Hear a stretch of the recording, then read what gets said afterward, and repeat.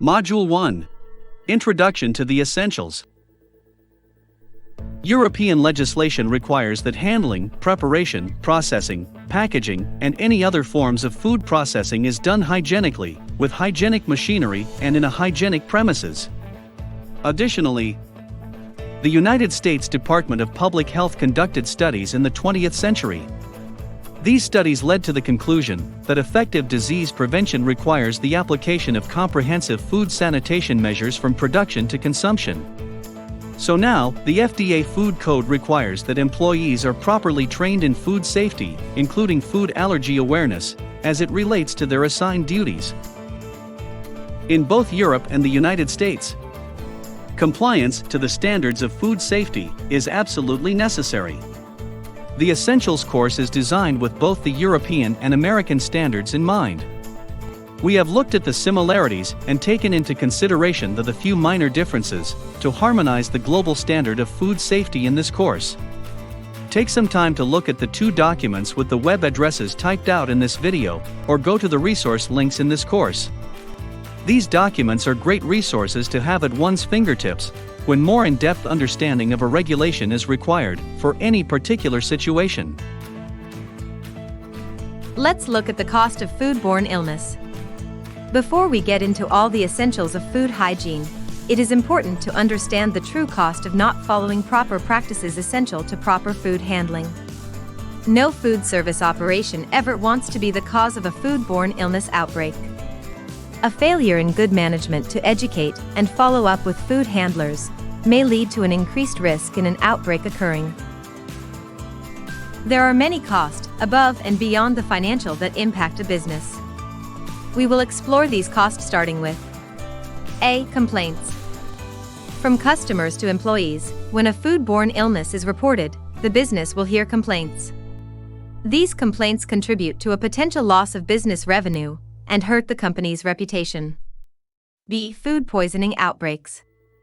The Center for Disease Control, CDC, in the United States, defines an outbreak as any two reported cases coming from the same source. For instance, when two people eat the same dish at a restaurant and they both become ill from it, an outbreak has occurred. This can cost the food business tremendous amounts of time in handling the issue, loss of reputation, and countless other areas of lost revenue. The next cost on the list is C. Spoilage.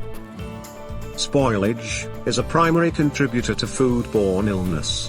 When food product spoilage is high, it increases the risk of foodborne illness and costs the food business money in operating cost. D. Pest infestation. Foodborne illness is a result of poor food handling. When poor food handling occurs, it potentially can lead to pest infestations. Pest infestations are extremely costly to operation to correct. E. Loss of production. When foodborne illness occurs in an operation, production stops to address the concern.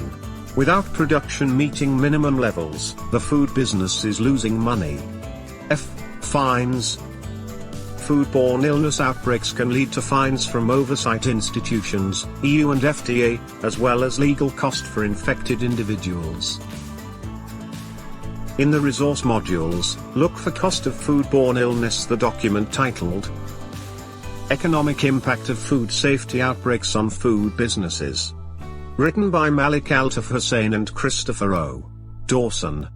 This document will really put another perspective on the true cost of foodborne illness to the international economy. Now, let's start to look at these important essentials of hygiene. The basic essentials of food hygiene might seem very commonsensical. However, there is a need to specifically mention all of them. First and foremost, hand washing is number one. Signs for proper hand washing are located by all food service workers' hand sinks, and frequently posted in public hand wash sink areas. Secondly, clear communication by a food handler when they are ill with their supervisor is important. In Europe it is considered unlawful, and in the United States it is a violation of the food code. When communication of an illness is not carried out by the food handler, properly cover any open sores with waterproof and visible dressing and a single-use glove. Always avoid unnecessary handling of food during the production process.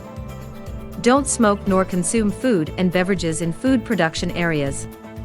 Some regulatory authorities will allow a beverage with a lid and straw in a food production area, as long as they are kept down and away from the actual food preparation. The sixth basic essential is to prepare food in a proper time frame. Perishable food has a 6-day shelf life under normal circumstances. Quality and freshness come hand in hand, so always prepare food as close to service as possible. 7. Proper temperature control of food when holding, heating and cooling. There is a whole module later focusing on this. 8. Raw and cooked food must remain separate. When raw food comes in contact with cooked food, it is called cross-contamination. 9. Clean as you go. Not only does this allow a food handler to work in a safer environment, but in a more organized and efficient manner. 10. Follow any packaging instructions. Oftentimes, specific instructions that relate to food safety will be found on the package. 11. Participate in constant training. Laws are frequently updated and changed. Internal Business Standard Operating Procedures, or SOP, may also change frequently. 12. Be aware of any potential food hazards in a given situation. And finally, 13. Make sure that there is proper compliance for all documentation and procedures for handling food. Food safety should always be approached proactively. It is always better to be ready for anything that can threaten the safety of food than to just attempt to react and correct any damage that has been done. Though both strategies will be integral to food safety, the first strategy of proactive avoidance should always be the primary goal in a food industry business. Well, with all that we have gone over, it is time for a question review, then moving into Module 2. Two last items worth mentioning before moving into the module question set. Check out the Language of Sanitation worksheet and the resource links page. The Language of Sanitation worksheet will help any food handler become more fluent in the appropriate terminology, while the resource link page is a great way to look up any in-depth sanitation information.